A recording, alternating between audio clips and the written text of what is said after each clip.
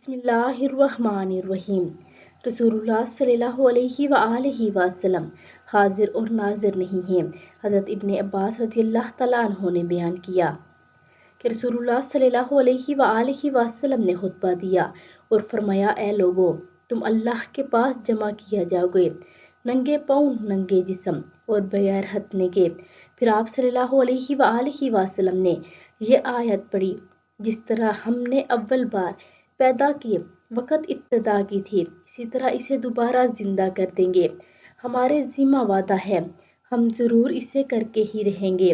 آخری آیت پھر فرمایا، قیامت کے دن تمام مخلوق میں سب سے پہلے ابراہیم علیہ السلام کو کپڑے پہنائے جائیں گے، ہاں، اور میری امت کے کچھ لوگوں کو لایا جائے گا اور انہیں جہنم کی بائیں طرف لے جایا جائے گا۔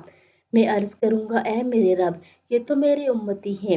مجھ سے کہا جائے گا، آپ کو معلوم ہے، آپ کو نہیں معلوم ہے کہ انہوں نے آپ کے بعد نئی نئی باتیں شریعت میں نکالی تھی۔